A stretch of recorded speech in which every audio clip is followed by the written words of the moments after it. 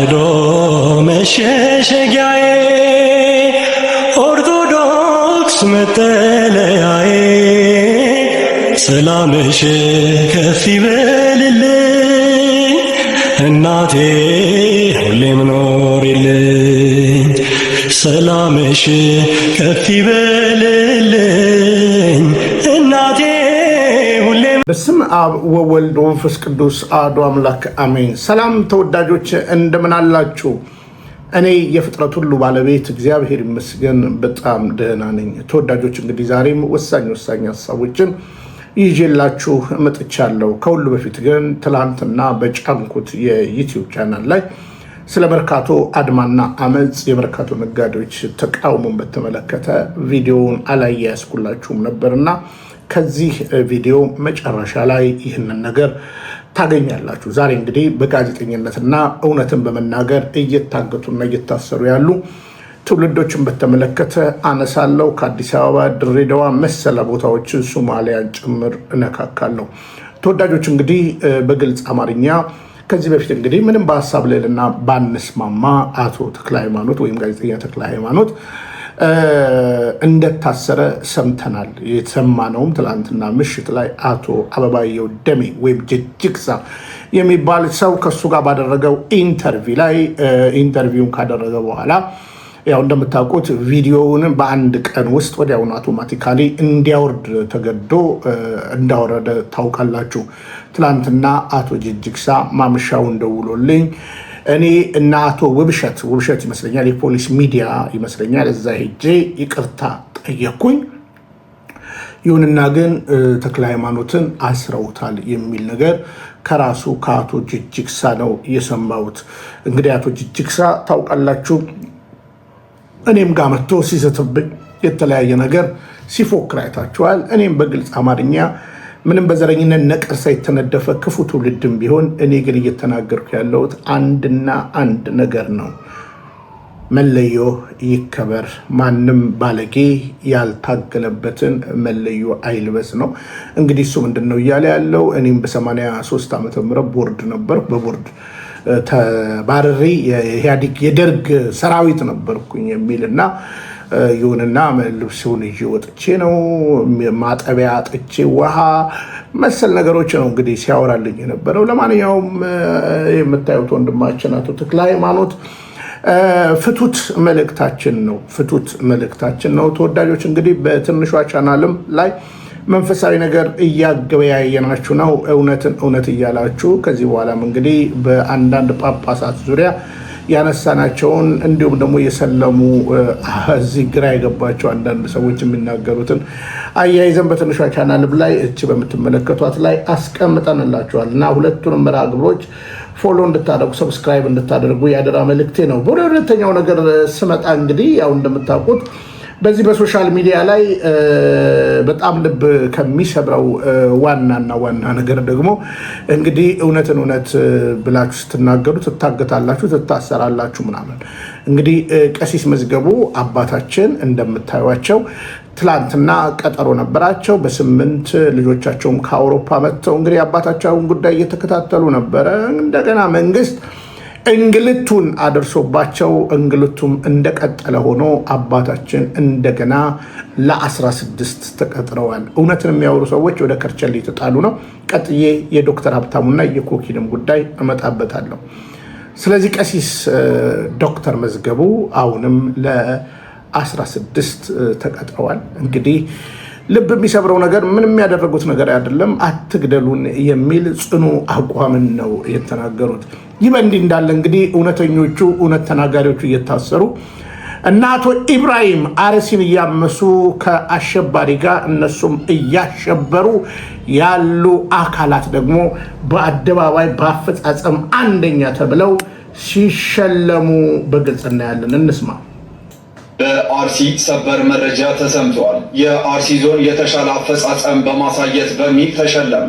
የኦሮሚያ ብሔራዊ ክልላዊ መንግስት ባዘጋጀው የ2018 አምስተኛ ዙር የፕሬዝዳንትነት ሽልማት የአርሲ ዞን አስተዳደር ካሉት የኦሮሚያ ዞኖች ከፍተኛ የስራ አፈጻጸም በማስመዝገብ ሁለተኛ ደረጃን በመያዝ ተሸልመዋል። ሽልማቱንም ከኦሮሚያው ፕሬዝዳንት ሽመልስ አብዲሳ እጅም ተቀብለዋል።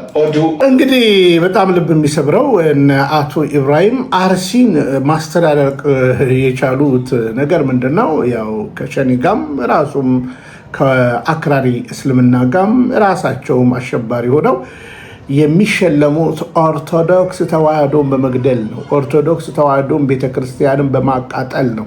ኦርቶዶክስ ተዋህዶን በመጨፍጨፍ እንደዚህ በአደባባይ አቶ ሽመልስ በዘረኝነት ነቀርሳ የተነደፈ አቶ ሽመልስ አብዲሳ እንደዚህ በአደባባይ እናቶ ኢብራሂምን ሻሸመኔ ላይ ሲጨፈጭፈንና ሲያስጨፈጭፈን የነበረ አሁን ደግሞ አርሲ ላይ ሲጨፈጭፈንና ሲያስጨፈጭፈን የነበረው እናቶ ኢብራሂም በአደባባይ ጀግኖች አስጨፍጫፊ ብሎ አብይ አህመድ ሽመልስ አብዲሳ ይሸልማቸዋል። እና ምን ትላላችሁ? እንግዲህ አንዳንዱ ደግሞ ሲወጣጠር ምን ብሎ ይናገራል መሰላችሁ? እኔን የመሰለ ቤስት ኦፍ ቤስት ጆርናሊስት የለም ይላል። ልቅምቃሚ ሀሳብ ይዘህ አለቅላቂ ሆነ አንተም ብሎ ጆርናሊስት። እስኪ ስሙት ይህንን ጎረምሳ። አሁን የኢትዮጵያ ቴሌቪዥን ከሚተማመንባቸው ጋዜጠኞች አንዱ ነኝ። ይህን በድፍረት ነው የምነግርህ። የጠቅላይ ሚኒስትሩ በዓለ ሲመት መድረክ ስመራ ከብዙ 10 ሺዎች ጋዜጠኞች ተመርጬ ነው መድረኩን የመራሁት እና ለጋዜጠኝነት ሊከፈል የሚችል ዋጋ እስከምን ድረስ እንደሆነ በቅጡ አሳይቻለሁ ብዬ አስባለሁ።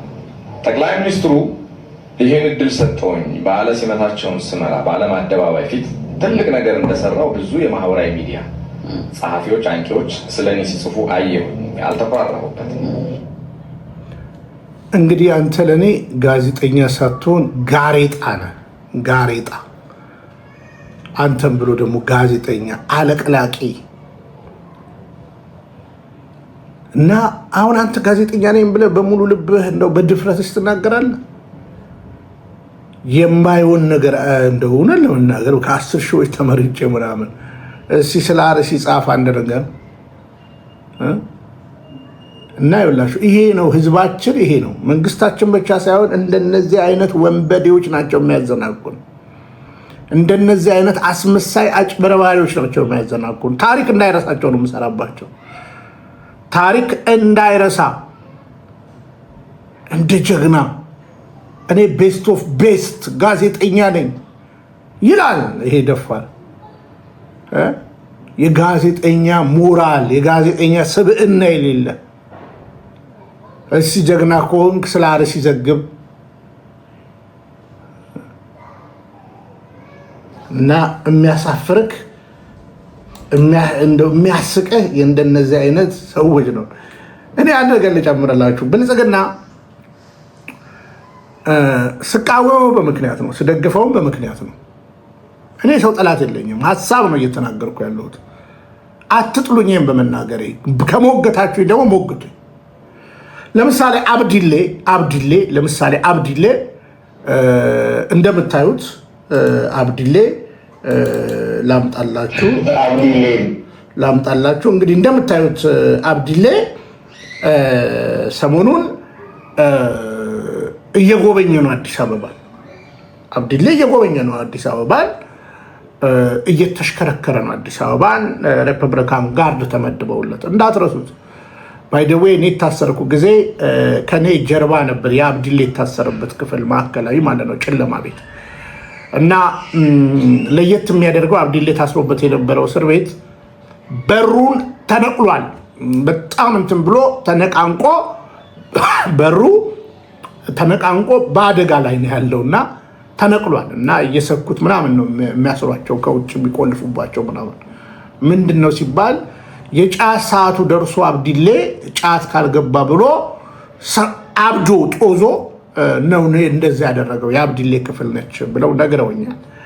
ግን አብዲሌ አሁን በሙስጠፌና በአብይ መሀል የከበረ ሻካራነት ስላለ በደንብ ነግሬያቸዋለሁ።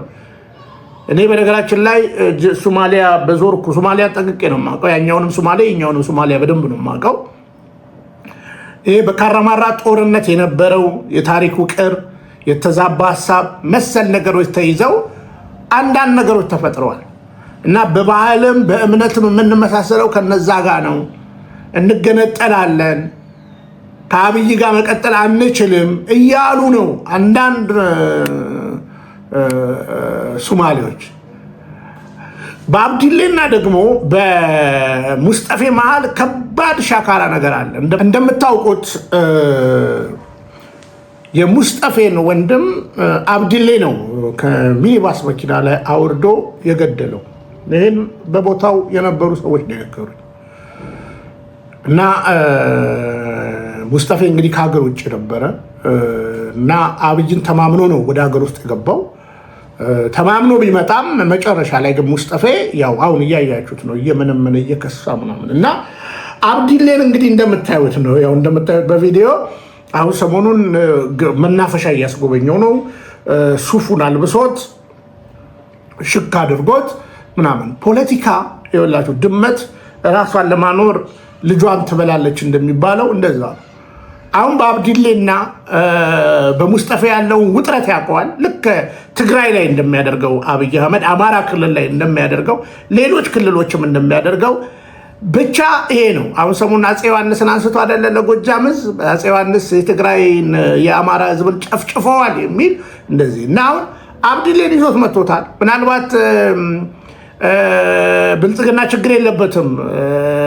ፕሬዚዳንታዊ ሹመቶችን ለመሾም ለተለያየ ነገር ምንም ችግር የለበትም። ምክትል አድርጎ ሊያስቀምጠው ይችላል። የፖለቲካ አባልነቱ ምናምን ሰከንደሪ ነው። በብልጽግና ችግር የለበትም ማለት ነው እና የፓርላማ ተመራጭነት መሰል ነገር ይህንን በለማና በአብይ መካከልም ማየት ትችላላችሁ። በቀደመው ምርጫ ለማ አልነበረም፣ የፓርላመንት እጩ አልነበረም። ዞሮ ዞሮ ምን ልላችሁ ነው፣ አሁን ነገር አለ። የዚህ የሶማሌ መገንጠል ጉዳይ እየከረረ መጥቷል። ሰሞኑን እንግዲህ እንደምታዩት ነው እየሆነ ያለው። አይታችኋል። በትግራይ ክልል ላይ እየሆነ ያለውን ነገር አይታችኋል።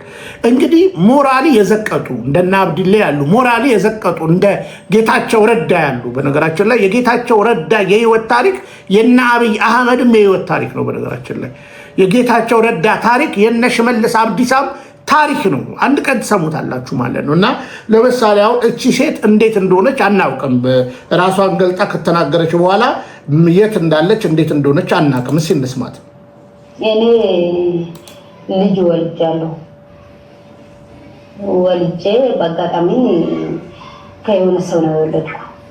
ሰውዬ እንደዚህ ፖለቲከኛ ምናምን ነገር ነው እና ጌታቸው ነው የሚባለው፣ ጌታቸው ረዳ የትግራይ የነበረ ማለት ነው። እሺ። እና በአጋጣሚ እኔ ምንድነው የሚሰራው ምናምን የማውቀው ነገር አልነበረኝም። እኔ ሰራተኛ ሆኜ ነው የሄድኩ ወደዛ ወደ መቀሌ ማለት ነው። ከየት ጋር ነው የሚኖረው የነበርኩ አላማጣ። ቆይ የጌታቸው ሰራተኛ ነበርኩ አልሽኝ አይደለ? መቼ ነው ሰራተኛው የነበርሽው? ለመቼ ነበረ? ልክ እነሱ አዲስ አበባ ሲገቡ አዲስ አበባ ሲመጡ። እነማን አዲስ አበባ ሲመጡ? አይ ከአዲስ አበባ ወደ መቀለ ሲመጡ አክሱም ሆቴል አርፈው አልነበሩም? ልክ ከአዲስ አበባ ሲመጡ የዛሬ 6 ዓመት ነው? አዎ 7 ነው። ኦኬ፣ ዛሬ 7 ዓመት ከአዲስ አበባ ወደ መቀሌ እነጌታቸው ጠቅልለው ሲመጡ። አዎ እሺ። እና የሆነ ከነሱ ጋር ደግሞ በአጋጣሚ ተደዋውለው ነው አልተደዋወሉም። እኔ የማውቀው ነገር የለኝም። እኔ ከወንድሜ ጋር ትሄጃለሽ ወደ ቤት ስትለኝ ማን አለሽ? እንደሱ ሙሉ ነው የምትባለው አላማጣ የምትኖረው እኔ የምኖርላት የነበርኩ ሙሉ እኮ ምንድናት? ሙሉ ምንድናት? እህት ናት። የጌታቸው እህት? አዎ። ኦኬ። አንቺ ጌታቸው? አዎ እኔ እሷ ጋር ነው የነበርኩ። ሰራተኛዋ ነበርሽ? አዎ እዛ ሰራተኛ ነው የነበርኩ። እሺ። ከዛ በኋላ ልክ ወደ አክሱም ሆቴል ሲሄድ እዛ 3 ቀን አርፌ ነበር ከነሱ ጋር ማለት ነው። ቤት አልነበረም፣ መኖሪያ ቤት እዛ ነው ያረፉ የነበሩና ከዛ በኋላ ቤት ኪራይ ሲፈለግ ተገኝቶ ዳግማ ምሳሌ ነው የሚባለው ሰፈሩ። እኔ የማን ነው የማውቀው ነገር ቤቱ ምንም የለኝም። እንደ ሰራተኛ ነኝ። ወደዛ ነው ሄድኩ። ከዛ በኋላ ስንቀመጥ በአጋጣሚ ግንኙነት ግን እኔ አማርኛ ስለሚያጥረኝ ግንኙነት አዎ እንደዛ በኮሮና ሰዓት አልነበረም እንደዛ ከቤት አትወጣ ምናምን እንደዛ አይነት ነገር ነበረ ማለት ነው። እሺ እና ከዛ ግንኙነት ጀመርን ያልሽኝ በኮሮና ሰዓት ነበርና ግንኙነት ጀመርን። አዎ ያረገዝኩ በኮሮና ሰዓት ነው የነበረ። በዛ በፊት ነው የተቀመጥኩ ያለው እዛ። እሺ ዙፋን አንዴ ቆይ፣ ለተመልካቾቻችን ግልጽ ሆኖ እንዲገባው እህቱ ሙሉ ወደ መቀሌ ላከችሽ። አላማጣ እሷ ቤት ነበርሽ? አዎ። አክሱም ሆቴል 3 ቀን ተቀመጥሽና የሆነ ቦታ ሰፈር ቤት ተከራየናልሽ? አዎ። ዳግማ ምሳል ነው የሚባለው ሰፈር። ዳግማ ምሳል ከጌታቸው ጋር ማለት ነው። ጌታቸው ቤት ተከራየ? አዎ ጌታቸው ከነ ጠባቂዎቹ። ከጠባቂዎቹ እነማን ነበሩ ጠባቂዎቹ? 4 ነው የነበሩ። ጸጋ የሚባል ነበረ፣ ሳሚ የሚባል ነበረ፣ አንድ መስልም ነበረ። እሱ እንደም አሁን ሞቷል የለም። እና አንድ ምን አላውቀው ስሙ ጠፍቶብኝ። ኦኬ 4 ጠባቂዎቹ አንቺ ናችሁ? ቤት ተከራያችሁ? ያው ቤት ተከራየ ጌታቸው? አይ እነሱ እኮ ትዳር አላቸው። በእርግጥ ግን እንደዚህ የተቀያየሩ ምናምን ነው ብዛት የሚመጡ። አንቺ ግን ከሱ ጋራ የቤቱ ሰራተኛ ነሽ? ቤት ተከራያችሁ? አዎ። እሺ ስንት አመትሽ ነበረ? እዛ 17 ምናምን ነው የነበርኩ። እሺ የት ሀገር ነው የመጣሽው? እኔ ከማጮ ከራያ። ኦኬ እሺ ኦኬ። አሁን ኮሮና ላይ ደረስን። ኮሮና ላይ ነበርና ምን ሆነ ግንኙነት ጀመርን? አይ ግንኙነት ከኮሮና በፊት ነው ከጌታቸው ጋር? አዎ። በፍላጎትሽ ነው ወይስ አተገደሽ? እሱማ በፍላጎቴ ነው። እሺ እሺ ቀጥይ። እሺ በፍላጎቴ ነው እሱ። ከዛ በኋላ እኔ አላውቅም ነበር ምን ርግዝ እንደሆንኩ ምናምን አላውቅም ነበር። ከዛ በፊት ወንድ ልጅ ነበረ? አላውቅም። የመጀመሪያሽ ጌታቸው ነበረ? አዎ። እሺ እሺ ቀጥይ። እና አላውቅም ምንም ነገር ማውቀው ነገር የለኝም። ከዛ በኋላ እኔ ርግዝ እንደሆንኩ ምናምን አላውቅም ነበር። 6 ወር ምናምን ሲሆን ነው እንደዛ አይነት ነገር ምንድነው በጣም ቀጫጫ ነው የነበርኩ ማለት የወፈርኩ ምናምን ሲሄድ እኔ ምን አላውቅም ምንድነው ምናምን ብሎ እሱ በአጋጣሚ በስልክ ደውሎ ቼክ አድርገልኝ ምናምን አለ። እኔ በመኪና ነው በዛ ሰዓት ሄድኩ። ከዛ ቼክ አድርገው ምንድነው እንደዛ በቀን ይሄ ቃል ኪዳን ሆስፒታል የሚባለው የግል ነው። እሺ እና ቼክ ሲያደርግ እሱ ደግሞ ምንድነው ምናምን ሲለው አይ ችግር የለም በሰም ምናምን አለ። ማን ነው እንደዛ የሚቆይ ስም እየጠራሽ እሱ ምናምን ስትይ እንዲገባን? አይ አላውቀውም ስሙ ምናምን አላውቀውም። ክሊኒኩ ጋር ሐኪም ቤቱ ጋር ማን ወሰደሽ? በመኪና ነው የሄድኩ በእነራሱ። ማን ወሰደሽ? የሆነ ሰማሁት ነው የወሰደኝ። እኔ አላውቀውም እሱ እሱ ነው እንትን ያደረገ።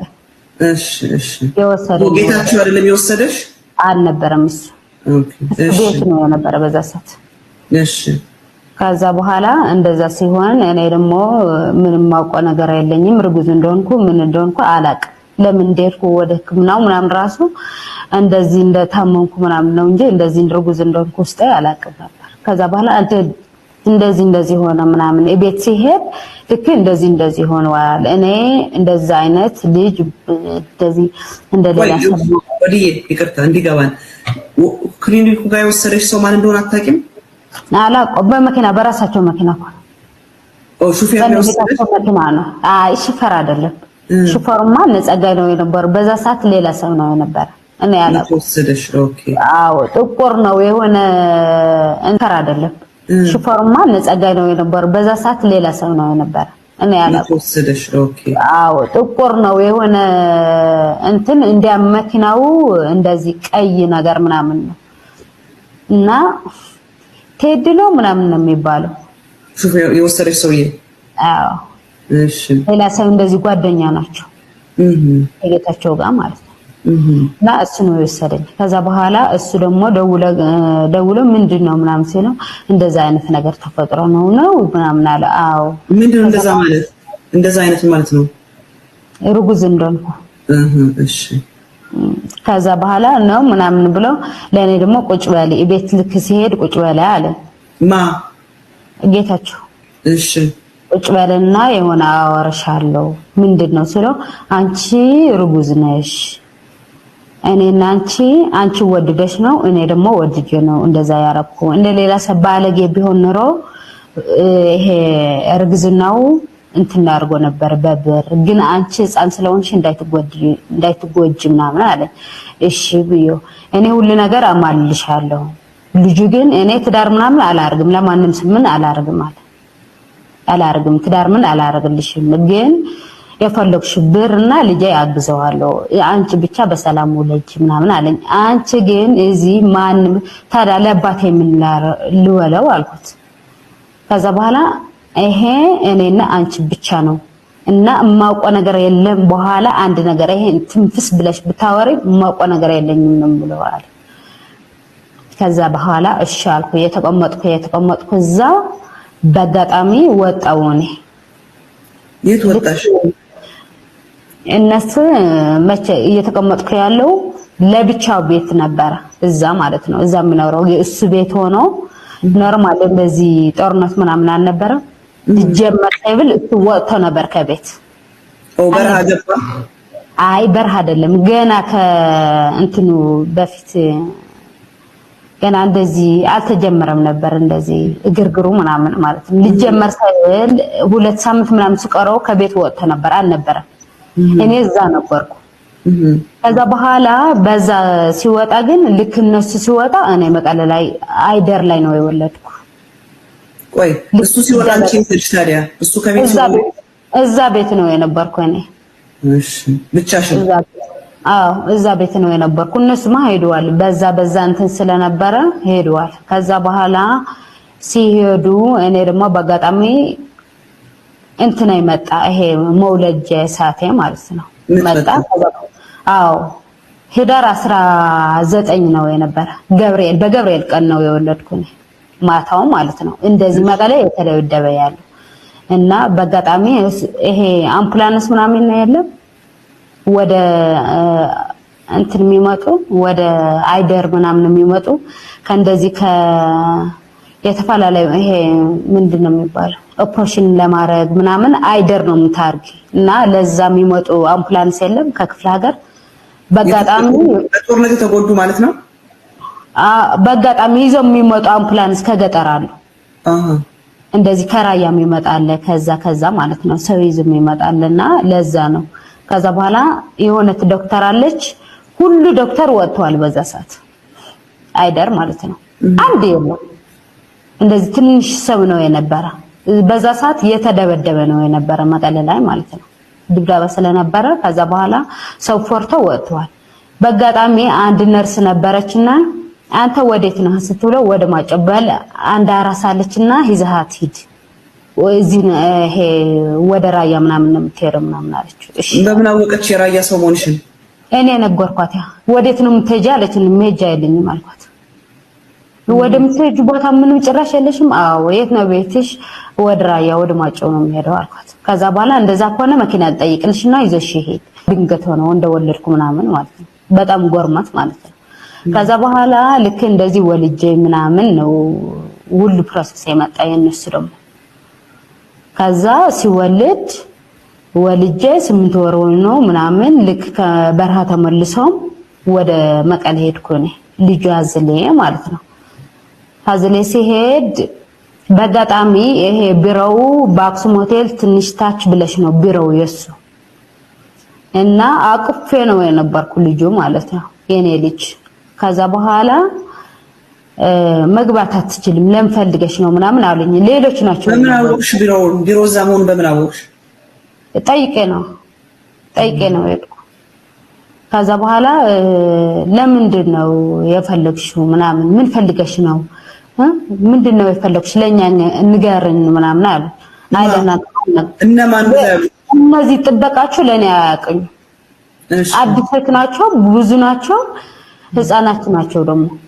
ከዛ በኋላ በቃ እናስገባሽ ምናምን አለኝ። አይ በቃ እሺ ምናምን ብዬ ከዛ ይሄ እስጢፋኖስ የሚባል ልጅ በአጋጣሚ መጣ። አላውቀውም እኮ በአጋጣሚ መጣ። ምን ሆንሽ? ማን ነው እስጢፋኖስ? እስጢፋኖስ ያልኩሽ የዓለም ገራዋህድ እንትን ሽፈር ነበርኩና አሁን ነው የተቀየርኩ። አላቅሽ ምንድነው ምን ፈልገሽ ነው ምናምን አለ። እኔማ ለጌታቸው ፈልጌ ነው። ምንድነው የፈለግሽ ምናምን ሲለኝ አይ ፈልጌ ላገኘው ፈልጌ ነው ምናምን እና በደብዳቤ ተጽፎ ምናምን እኮ ነው እንጂ ድንገት አይገባም ምንድነው ስለ አይ እኔ ደግሞ በቃ መናገር አለብኝ ብዬ ነገርኩት። እንደዚህ ነው ተፈጥሮ ምን ላረግ ምናምን ሲለው ቤት ነበሊ ትንሽ ረፍና እኔ አስገብሻለሁ ቤቴ ሄደሪ አለኝ። ቤቷ አደርኩ። ከዛ በኋላ ጥዋት እንደዛ አይነት ሴት አለች አላቃትም አለ። እንግዲህ እቺት እንደሰማችኋት ጌታቸው ረዳ የዝሙት ቅሌት፣ የስካር ቅሌት፣ የአጫሽነት ቅሌት፣ የሱሳሱስ ቅሌት ምናምን ችግር የለበትም። እንዳልኳችሁ አንዳንዶች ያው እነ ኤርሚያስም አሁን እዚህ አእምሯቸውን እንደፈለጉ እንትን የሚያደርጉ በሱስ ቀንበር ስለተያዙ ነው። የሆነ ቀን ፖለቲካ ይደግፋሉ፣ የሆነ ቀን ሌላ ፖለቲካ። ምንም ችግር የለባቸውም እና ሱሳሱሳቸው ከተሟላ ምንም ችግር የለባቸውም። ከአሜሪካ የመጣው ኤርሚያስ የሚባለው ማለት ነው። እና እንደዚህ አይነት ሰዎች ላይ እንዳትሸወዱ ነው እያልኩ ያለሁት።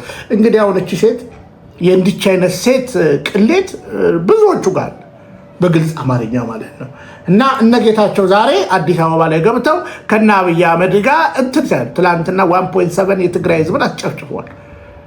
እና ሌላ ነገር አይደለም እየተደረገ ያለው አገሪቱ ላይ የዘቀጠ አሳሰብ፣ የዘቀጠ አመለካከት፣ የዘቀጠ ሃይማኖት የሚመስል አጋንንታዊ ሲስተም እየገነነ መጥቷል። እንዳትጠፉ የአንድ የዜግነት ድርሻዬን ነው አደራ እያልኩ ያለሁት። ታዲያ ሰሞኑን በድሬዳዋስ ምን ተፈጠረ? እንደምታውቁት ጀግና የቤተ ክርስቲያን ልጅ የነበረው እውነትን እውነት እያለ ሲናገር የነበረው ዶክተር ሀብታሙ የሚባል በድሬዳዋ ላይ ለተፎካካሪነት ቀርቦ ነበረ። በጣም የተማረ የሕክምና ሙያ የሰለጠነ ተወዳጅ የሆነ ብልጽግናን በመቃወም በድሬዳዋ ላይ እየተቃወመ ለውድድር ቀርቦ ነበረ። ይሁንና 10 ቀን ሲቀር ከምርጫ ውድድሩ ራሱን አገለለ። ምክንያቱ ማስፈራራትና ዛቻ፣ አያሌ ነገሮች በህይወቱ ላይ ስለመጡ። ስለዚህ ያን ነገር ከሆነ በኋላ ብልጽግና ወይንም የድሬዳዋ ከንቲባ አሰረው። 1 ሜትር በ70 በሆነ እስር ቤት ታሰረ። 1 ሜትር በ80 በሆነ ታስሮ እንግዲህ ያለፉት ጊዜያቶች በእስር ላይ ያለ። ይህ በእንዲህ እንዳለ ግን ዶክተር ሀብታሙ ደግሞ በስራ ገበታው ላይ አልተገኙም ብሎ የድሬዳዋ ሆስፒታል እንግዲህ እንደዚህ መግለጫ ያወጣል ማለት ነው። አልተገኙም ብሎ እንደዚህ መግለጫ ያወጣል እና ቀረቡ እናንተ መታሰሩን እያወቁ ማለት ነው። እንግዲህ እንደዚህ አይነት እውነቶችን የሚያወሱና የሚናገሩ ደግሞ የሙያም ሆነ የሞራል አቻዎቻቸው የሆኑት ዶክተር ኮኪ ይህንን ጉዳይ ኦፊሻሊ ትቃወማለች። ፍቱት ወንድማችንን የሚል ነው ንግግሯ ዶክተር ኮኪ። ስለዚህ ትላንትና እንግዲህ ከትላንት በስቲያ ዶክተር ኮኪንም ከአዲስ አበባ ወደ ድሬዳዋ ወስደው አስረዋታል። እነሆ ይህም ቪዲዮ ሼር፣ ኮፒ ሊንክ አድርጉ አደራ። ይቺ የምትመለከቷት እህታችን ዶክተር ኮኪ ትባላለች። ከአዲስ አበባ ድሬዳዋ ተወስዳ ታስራለች። እንግዲህ በአሁኑ ሰዓት እስር ላይ ነች ማለት ነው። የታሰረችበት ምክንያት ደግሞ ለዚህ ለወንድማችን ለዶክተር ሀብታሙ እየተፈጸመበትን ያለውን በደል ልክ አይደለም ብላ ድምፅ ስለሆነች ነው። ይህንን ነገር ደግሞ ለመደበቅ የድሬዳዋ ማጅራት መቼዎቹ ናትናኤል መኮንን በተባለ ወንበዴ የብልጽግና የእግር መጥረጊያ ምንጣፍ አማካኝነት ፌስቡክ ላይ ጭራሽ ከኮኪ ጋር ያልተገናኘ ነገር በኤአይ አዘጋጅተው ኤዲት አድርገው ይሄንን ለጥፈዋል። ለተቃውሞ አላወራችም። እንደ ማንኛውም ሰው ሐሳቧን በነፃነት ነው የገለጠችው። አለቀ። ትክክል አይደለም ዶክተር ሀብታሙ ላይ እየተፈጸመ ያለው ነው ያለችው። ለዚህ ወንጀላችሁ ደግሞ ናትናኤል የተባለ በአውሮፓ የተቀመጠ አሳማ ተባባሪያችሁ አድርጋችሁ ዶክተር ሀብታሙ ላይ ያደረሳችሁት በደል አንሶ ማለት ነው። ዶክተር ሀብታሙ እንደማንኛውም ሰው ነው አይደል የተወዳደረው። ተወዳደረ፣ በደል አደረሳችሁበት፣ በሱ ዙሪያ ያሉትን ሁሉ አሰራችሁ፣ በኤአይ ያቀናበራችሁ፣ እምታረጉትን አሳጣችሁ። በቃ ተቶላችሁ 10 ቀን ሲቀረው ወጣ። ምክንያቱም ደግሞ ከምርጫው ራሱን ያገለለበትን ምክንያት ጊዜ ሚዲያ ላይ ተናገረ። ይሄንን ስላደረገ ከስራ ጠብቃችሁ አሰራችሁት። ይኸው ስንት ጊዜው ነው? 150 በ180 የሆነች ክፍል ውስጥ በድሬዳዋ ሙቀት፣ በዚህ ሰዓት በጣም ኃይለኛ ሙቀት ነው ያለው። በድሬዳዋ ሙቀት ይኸው እንዲሞት ነው የተዋችሁት። የሚገርመው ይሄ አይደለም። እስር ቤት እየተሰቃየ መሆኑ እየታወቀ የድሬዳዋ ድር ጮራ ሆስፒታል ዶክተር ሀብታሙ የሚሰራበት ሆስፒታል ጥሪ አውጥቷል። አይገርማችሁም? ከስራ ለማባረር ዶክተር ሀብታሙን ማለት ነው። ይሄ የሚደረገው የሆስፒታሉ ስራ አስኪያጅ የተባለችው ከዲር ጀዋር ከየት አባቱ እንዳመጣት የማትታወቅ አንድ መረዴ ናት። ሪፍት ቫሊውን የት ይሁን የተማረችው አላውቅም፣ ግን ኢንቫይሮንመንታል ሳይንስ ነው የተማረችው። አስቡት፣ ኢንቫይሮንመንታል ሳይንስ ተምራ የሆስፒታል ስራ አስኪያጅ ናት። እሷም በከዲር ጀዋር አማካኝነት የተቀጠረችው የከዲር ጀዋርና የለሙ መገራ የይሄ ነው ሽፈራው ዘመዶችና ሎሌዎች ናቸው ድሬዳዋ ከተማን የሞሉት። እንዴ ነውር አይደለም? ምን ይባላል አሁን ዓለም ቢሰማ? በግል ተወዳዳሪ የነበረ ራሱን ከምርጫው አገለለ። ከዛ በኋላ ለምንድነው ቃለ መጠይቅ የሰጠከው ተብሎ ታሰረ ቢባል እንደው ነውር አይደለም? ብልጽግና የሚባል ፓርቲ የወሮ በላ የባለጌ የማጅራት መቺ ስብስብ ለመሆኑ ይሄ ድርጊታችሁ ምልክት ነው። ምንም ለየትም ቦታ መሄድ አያስፈልግም። የድሬዳዋ አስተዳደርና የሐረር ማጅራት መቺዎችን ስራ ማየት ብቻ በቂ ነው። አበዛችሁት እኮ አሁንስ እንዴ አበዛችሁት። ምን አደረገች? ፍትህን የጠየቀችው እንዴ? አላማችሁ ምንድነው ግን እናንተ? በትምህርት ቤት በር ላይ የማታልፉ ማለት አልፋችሁ የማታውቁ ሰዎች ጊዜ አነሳችሁና ባለስልጣን ሆናችሁ። የተማረ ወጣት ስታዩ አይናችሁ ደም ይለብሳል። ምድረ መሃይም ዶክተር ኮኪንም ሆነ ዶክተር ሀብታሙን ፍቷቸው። ምድረ ወሮ በላ።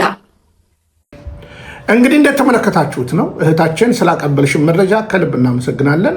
ጠንካራ ፖለቲካዊ በሃይማኖት ውቅሩም ላይ ያለ እውነትን የምትል እህታችን ነች እቺ እህታችን እና ያው ዶክተር ኮኪንም ወስደው እንዳሰሯት በግልጽ እንደዚሁ አውስታናለች። አገር በየቀኑ ትታምሳለች። አገር በየቀኑ ግራ እንደተጋባች ትነጉዳለች እና አብይ አህመድ ጉዳያቸው አንድ ነገር ነው። ንጉሳዊ መንግስትን በአንድም በሌላ ራስን በማስገዛት ለሌላው ለነ ትራምፕ ለመሰል ነገሮች በመስማማት እንደፈለጉ ሀገርን እየዘወሩ ነው። ህዝብ ግን እያለቀሰ ነው። ትላንትና ከደረሰ መረጃ እንግዲህ ይህንን መረጃ ተመልከቱ።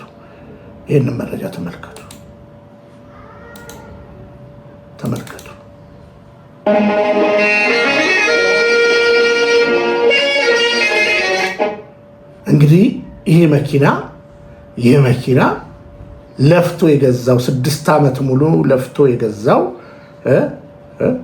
ይሄው እንደዚህ በአደባባይ ይቃጠላል። አያሌ እንደዚህ የተቃጠሉ መኪናዎችን እናሳያቸዋለን። በጦርነት ሰላም በማጣት አዲስ አበባ ሰላም ነው ብለ በሴኩሪቲ ካሜራ የገነባው የሆነ አስመስሎ የሆነ ነገር የምትሰራቸው ነገሮች ሰላም ናቸው ብለ ግን ያው ከአዲስ አበባ ወጣ ስትል ያው ይቃጠላል። ያው ሌላም ቃጠሎ አሳያለሁ። እኔ ያለ መረጃ አላወራም። ያው ሌላም ቃጠሎ ይሄ ብቻ አይደለም። ያው ሌላም ቃጠሎ እና መኪና ይቃጠላል፣ ሰዎች ይገደላሉ፣ መሰል ነገሮች ይደረጋሉ። እና ትውልድ ንቃ። ስትቃወም በምክንያት ስትደግፍ በምክንያት ሁን። አገር ግን ሰላም ነው በእነዚህ ሰዎች ብለው የሚያወሩ አክራሪ ብሔርተኞች፣ አክራሪ ሃይማኖተኞች፣ አክራሪ ሲባል ለምሳሌ ሌላውን ለማጥፋት ማለት ነው። እና በሀሳብ ልዕልና ሞግቱን። እኛ ኦርቶዶክስ ተዋሕዶ ነን ስንል በሙግት ነው። ማንም በቅድስት ቤተክርስቲያን ፊት መቆም አይችልም። በትምህርት በእውቀት ሀገርን በማጥናት ትላንትና አንተ እንደፈለክ ባለ ጊዜ ነኝ ብለህ ዛሬ ልትደሰኩር የቻልከው ባለ ጊዜዎች ነን ብላ ለጊዜው ባለቤት ራሷን እያስገዛች ራሷን እያማጠነች ሁሉም ተከባብሮ እንዲኖር ያስተማረችና እዚህ ያደረሰች አንዲት እምነት ነች። ወደድክም ጠላም በቃ ቢያንቅም ዋጠው እሷም ኦርቶዶክስ ተዋሕዶ ነች። አንተማ እንዲህ ነው የምትመሰክረው፣ እንደዚህ የክህደት ምስክርነት ተመልከት። ክቡር ጠቅላይ ሚኒስትር ዶክተር አብይ አህመድ የሚመራው ካቢኔና የከተማ መስተዳድሩ ዛሬም ድረስ እንደ ሙስሊም ማህበረሰብ ሊያገኝ የሚገባውን የዜግነት ድርሻውን ክብሩን በሁለንተናዊ መልኩ እያደረጉት ላሉት ለሚሰጡት ምላሽ ለሚያደርጉት አበርክቶ ሁሉ ዛሬም እንደተለመደው በህዝባችን ስም የምናመሰግን ሲሆን የከተማ መስተዳድሩ በዚህ በአማረ መልኩ የተሰራ ያለውን ልማት የምንደግፍበት አብሮነታችን የምናሳይበት እናመሰግናችኋለን። አሁንም ከተማ መስተዳድሩ አሁንም የጸጥታ መዋቅሩ በልዩ ሁኔታ እናመሰግናችኋለን። አላህ ያክብርልን። እንግዲህ እንደዚህ አክራሪ ሀገርን ለማጥፋት የሚመጡ እነዚህም ችግር የለባቸውም። የነዚህ ያው እንግዲህ አይዘሙቱም፣ ግን እስከ 6 እስከ 4 ማግባት ነፃነት አላቸው። እኔ በጣም ወደው ወዳጅ ነበረ፣ ብዙ ጊዜ አናግሬው አውቃለሁ። ግን ህሊናውን የሸጠ አንድ ቀን ስለ ሰላም አያወራም። ህሊናቸውን ሸጠው ለነ አብይ እንዳለቀለቁ እና አብይ ያለፉ ጊዜ ምን ይሆን እንግዲህ በብልጽግና በኢህአዴግ ጊዜ ብዙ ነገር። በነገራችን ላይ ኢህአዴግ እንደዚህ ሰዎችን የቀጣው ምንም ሌላ ነገር አይደለም፣ አሸባሪ ስለነበሩ ነው። አክራሪ ግልጽ አማርኛ ራሳቸው የሚናገሩታል። በነገራችን ላይ ማንነታቸው ስለሚናገሩ ነው። ከእስልምና የአራጁ ፓርቲ ስለነበሩ ነው። የአራጁ ተከታይ ኦርቶዶክስን ክርስትናን የሚያጠፋው ተከታይ በመሆናቸው ነው።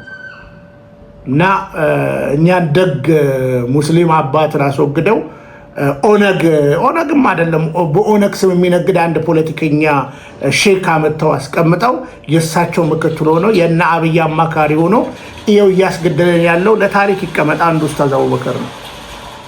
ለታሪክ ይቀመጥ። ይሄ እንግዲህ አፍጥር የሌለ ነገር እስልምና እንደዚህ አይነት ትምህርትም የለውም። በነገራችን ላይ ኡስታዝ አቡበከር እንደሚለው አይደለም። ትልልቆቹ በፍጹም አይቀበሉም ይህን ጉዳይ እና እንደነዚህ አይነት ሰዎች ናቸው እንግዲህ አገርን እያመሱ ያሉት። እንግዲህ ኢታማዦር ሹሙም ግራ ገብቶኛል ብለው የሚናገሩት አለ። ስሙ አንዱ ቀውስ ወደ አንዱ ቀውስ፣ ከአንዱ ቀውስ ወደ አንዱ ቀውስ። ይሄ እንደው ፈረንጆች እኮ ታዝበውናል። ይሄ ህዝብ በቃ መንግስት ራሱን መንግስት ከመቃወም ውጭ ሌላ ሞያለው እንደፈተለ ፈረንጆች እኮ ሲያገኙ አንዱ ቀውስ ወደ አንዱ ቀውስ እና ቀውሶች የበዙበት ዘመን እንደሆነ እውነቴን ነው የምነግራችሁ። አሳፋሪ ሰዎች የበዙበት ዘመን እንደሆነ ዘመኑን መርምሩ። ለትውልድ እውነትን እውነት እያላችሁ ጨርሱ። እኛ ሀሳብ ነው የሞገትን ያለ ነው። ብልጽግና አስመሳይ ነው። ብልጽግና የልደት ቀን ፕሮግራም እያዘጋጀ አይቀልድባችሁ። እኛ የልደት ቀን ወይም የሆነ ሴሬሞኒ አይደለም የሚያስፈልገን፣ ሰላም ነው የሚያስፈልገን። የልደት አክባሪዋ ቤት ሰላም ብቻ ሳይሆን የጎረቤቷ ሰላም ነው የሚያስፈልገን። የልደት ቀን ድግስ ሳይሆን ወር ከወር የምንበላበት ሰላማዊ፣ የምንሰራበት ሰላማዊ፣ የምንንቀሳቀስበት ሰላማዊ ነገር አያስፈኑልን። አርቲፊሻል ማንነት ይወገድ፣ አርቲፊሻል ፖለቲካ ይወገድ። የለበስከውን አስመሳይነት አውልቅና እውነት ይገለጥ። ዝም ብለህ ከወንድ ገላ ጋር አትተሻሽ። እንደዚህ ሁለት ደቂቃ ብቻ ሰውየውን በማሸት አንደኛ የመቀራረብ ነገር አሁን ከልጆቹ ጋር እንደ ቤተሰብ የሚያደርገን ነገር ይሄ ነው። ተደብቆ ሳይሆን ልጆቹን እያሸ አስፈላጊ ሲሆን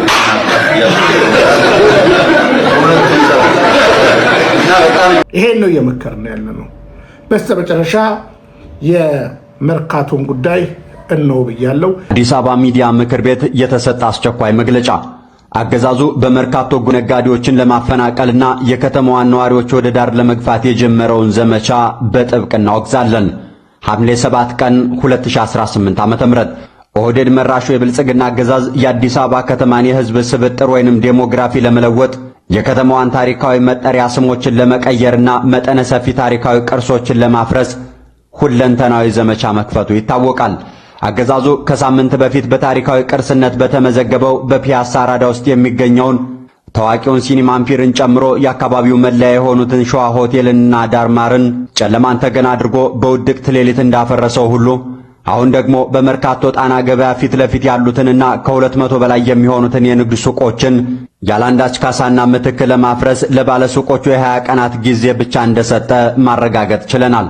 በአዲስ አበባ ከተማ በመቶዎች የሚቆጠሩና በሀገሪቱ ቅርስና ታሪክ ጠባቂ ባለስልጣን በቅርስነት የተመዘገቡ ጥንታዊና ታሪካዊ ህንጻዎች ያሉባት ከተማ ስትሆን በቅርስነት ከተመዘገቡት ታሪካዊ ህንጻዎች ጎን ለጎን የከተማዋ አይነተኛ መገለጫ ጥንታዊ ሰፈሮች ተብለው የሚጠቀሱት ፒያሳ፣ አራዳ፣ ካዛንችስ፣ 4 ኪሎ፣ ደጃቹቤ ሰፈር፣ ገዳም ሰፈሮች ውስጥ ነባሩ መርካቶ አንደኛው ነው። በአፍሪካ ካሉ ግዙፍ የገበያ ሰፈሮች መካከል አንዱ የሆነው መርካቶ የሀገራችን ኢኮኖሚ ሞተር ሆኖ ለረጅም ዓመታት የኖረ ነው። በመርካቶ ጎላ ያለ እንቅስቃሴ በማድረግ ከሚንቀሳቀሱት ነጋዴዎች መካከል የጉራጌ ማህበረሰብ አባላት በቀዳሚነት የሚጠሩ ሲሆን ሀገራችንን ለ27 ዓመታት በኃይል የገዛው ህወሓት አማራ ከፖለቲካው ጉራጌም ከኢኮኖሚው መውጣት አለባቸው በማለት የተለያዩ ጥረቶችን አድርጎ ሳይሳካለት መቅረቱ የቅርብ ጊዜ ትዝታ ነው። የኦህዴድ ብልጽግናም ይህን የወላጅ አባቱን ዓላማ ተረክቦ ለማሳካት በከፍተኛ ሁኔታ እየተንቀሳቀሰ ይገኛል። በተጨማሪም ጫካ ፕሮጀክት ተብሎ ለተገለጸው ያገዛዙ ቅንጡ ቤተ መንግስት መገንቢያ በየካ አውራጃ 3 ወረዳዎች ውስጥ ለሚኖሩ ነዋሪዎች በ3 ወር ውስጥ ለቀው እንዲወጡ ማስጠንቀቂያ የሰጠ ሲሆን ይህ ሲተገበርም በ10 ሺዎች የሚቆጠሩ አባወራዎችን ቤት አልባ የሚያደርግና በሺዎች የሚቆጠሩ ነባር የግል ቤቶችን ያለ በቂ ካሳ ፈርሰው የተገነቡበት መሬትም ለመንግስት ገቢ ይሆናል። ይህም በመሃል ከተማ ያለውን የመሬት ይዞታ ነፍጠኛ ተብሎ ባገዛዙ ከተፈረጀው ማህበረሰብ እጅ መንጠቅ መንግስታዊ ዘመቻ አካል ነው።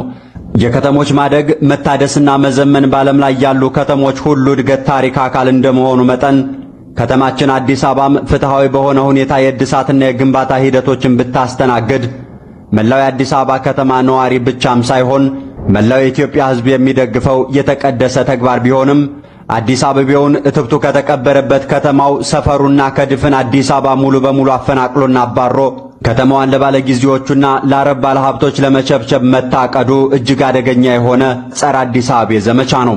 ከሳምንት በፊት ፒያሳ ላይ ጨለማን ተገን አድርጎ እነ ሲኒማ አምፒርን ያፈራረሰው አገዛዙ በቀጣይነት ዶዘርና ግሬደሩን ይዞ መርካቶ በመግባትም ሲኒማ ራስ አካባቢ ያሉትን ከ200 በላይ መደዳ ሱቆችን ማፍረሱ እንደማይቀር ለምክር ቤታችን የደረሰው ማስረጃ ያሳያል። በየካ አውራጃ ከሚፈርሱት 3 ወረዳዎች ጎን ለጎን በመርካቶ አንዋር መስጊድ ፊት ለፊት አሜሪካን ግቢ፣ ቦምብ ተራና ቃኞ ሻለቃ አካባቢ ያሉት በቂ ካሳና ምትክ ሳይሰጣቸው የመፍረስ ዕቅድ ይወጣላቸው መሆኑን መገንዘብ ችለናል። ስለሆነም የአዲስ አበባ ሚዲያ ምክር ቤት በሕግና ማዘመን ሽፋን ይህን አይን ያወጣ የከተማውን ሀብትና ንብረት እየቀሙና እያፈረሱ ከአዲስ አበባ ከተማ እየገፉ የማስወጣት መንግስታዊ ዘመቻ በጽኑ ከማውገዙም በላይ መላው የአዲስ አበባ ሕዝብ በጋራ ተነስቶ ሀብትና ንብረቱን ይከላከል ዘንድ በጋራ እንዲታገል ጥሪ ያስተላልፋል። ስንተባበር እንጠነክራለን፣ እናሸንፋለን። የአዲስ አበባ ሚዲያ ምክር ቤት ሐምሌ 7 ቀን 2018 ዓ.ም። ከልብ ነው የምወዳችሁ፣ ከልብ ነው የማከብራችሁ። እንግዲህ መርሃ ግብር የከተመቻችሁ ላይክ እያደረጋችሁ ቁም ነገሩን ገብዩ እያልኩ ነው።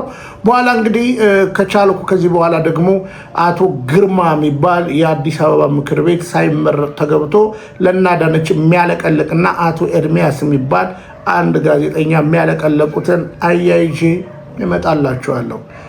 እንድትነቁ ነው። የታሪክ ተጠያቂ እንዳንሆን አጭበርባሪን አጭበርባሪ ማለት ጽድቅ ስለሆነ ለዛ ነው እንዲህ አይነት መርሃ ግብር የምንሰድርላችሁ። ከተመቻችሁ ላይክ እያደረጋችሁ እየሰማችሁ ውጡ። ተዋህዶ መሸሸጊያዬ፣ ኦርቶዶክስ መጠለያዬ፣ ሰላምሽ ከፍ ይበልልኝ እናቴ ሁሌም ኖሪልኝ። ሰላምሽ ከፍ ይበልልኝ